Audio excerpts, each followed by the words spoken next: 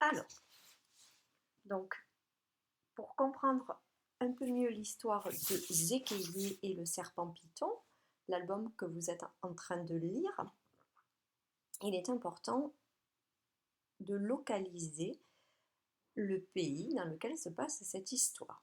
Le pays, le continent également. D'accord? Alors, là, ici, vous avez un planisphère. C'est quoi un planisphère? Dans la classe, on a un globe.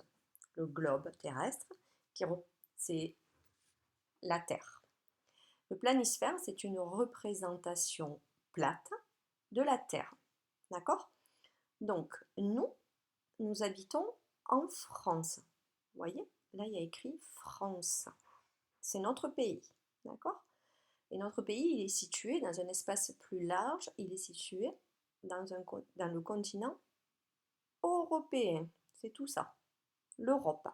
D'accord? Ensuite, nous, donc la France, c'est notre pays.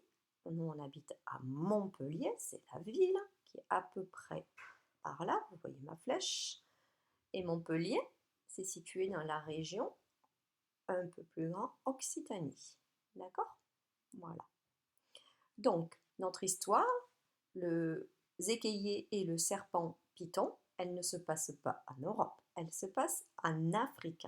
L'Afrique, c'est ce continent-là. En Afrique.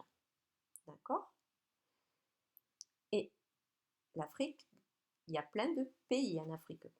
Donc, elle se passe dans le pays qui est ici, ce petit pays, qui s'appelle le Cameroun.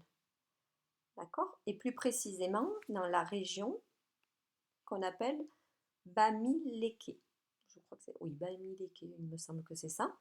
Donc, je ne sais pas. Je ne sais pas où elle est. Elle est située quelque part au Cameroun. Voilà. Donc, au Cameroun, on ne vit pas de la même façon qu'en France.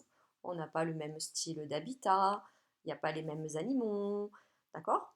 Donc, il fait beaucoup plus chaud, beaucoup plus humide, enfin beaucoup plus chaud surtout, beaucoup plus chaud. Donc, vous allez découvrir à travers de l'histoire des particularités du Cameroun. Voilà.